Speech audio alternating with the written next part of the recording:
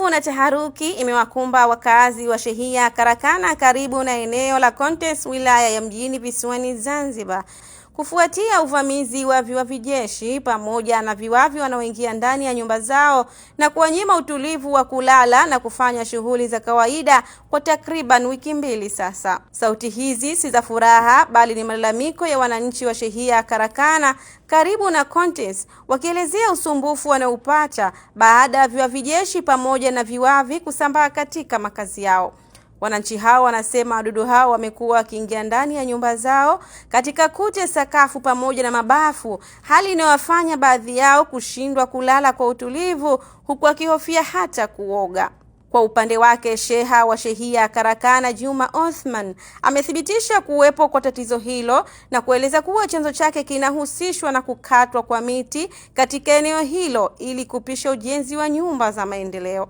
Kwa jina naitwa Juma Othman Abdallah, sheha wa shehia ya Karakana.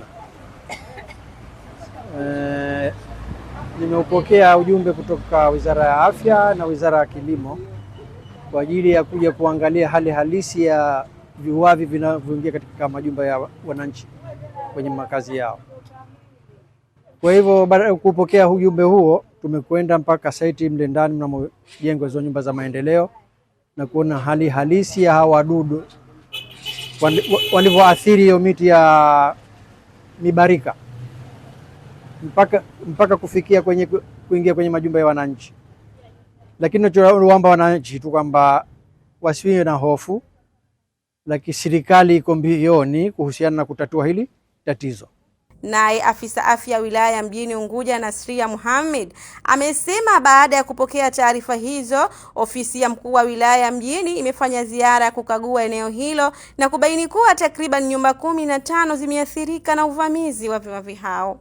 Ni afisa wa afya wa wilaya ya Mjini na leo katika ziara hii tupo katika shehia ya Karakana Zone A baada ya kupokea tetesi ya wananchi kuvamiwa na viwavi jeshi katika majumba yao. Kwa hiyo ziara hii inajumuisha timu ya afya kutoka wilaya pamoja na timu ya wilaya. Hapa tuna afisa misitu pamoja na afisa sekta katika ofisi ya wilaya. Kwa hiyo tulichokigundua, kwanza tumeenda moja kwa moja kwenye chanzo cha tatizo hili na tumeona kwamba kuna ujenzi ambao unaendelea wa nyumba za maendeleo, na shughuli hizi zipo chini ya shirika la nyumba Zanzibar ambao wamepewa kampuni ya ZWH. Sasa sosi ni kwamba wale wadudu wanatokana na miti ambayo ilokuwemo mule ndani ya lile eneo. Zaidi atakuja atazungumza afisa wa kilimo. Tulichokigundua kwamba nyumba ambazo zimeathirika na tatizo hili ni 15 na mpaka sasa tunashukuru hakuna ambaye amepata tatizo serious ambalo linahitaji msaada wa kitibabu, kwa sababu tumefuatilia vituo vya karibu ambapo vipo katika shehia hii na bado hawajapokea wagonjwa ambao wameathirika na hili tatizo. Hilo ni la kushukuru.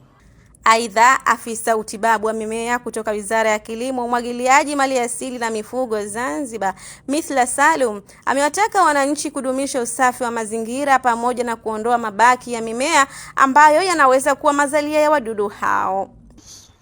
Kwa jina naitwa Mithla Salum, ni afisa utibabu wa mimea kutoka katika kitengo cha uhifadhi wa mimea na utibabu wa mimea PPD.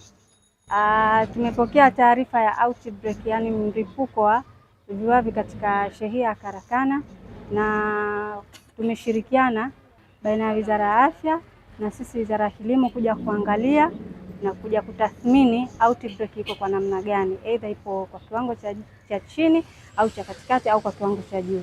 Na nipende kuwatoa hofu wananchi kwamba swala tayari tumeshaliona na tunalifanyia kazi, ila kwa hatua za awali nipende kuwasisitiza wananchi zaidi wajihimize kwenye swala la usafi, na kuhusu swala la kudhibiti kwa hatua ya pili tunalifanyia kazi baina ya Wizara ya Kilimo na Wizara ya Afya. Asante.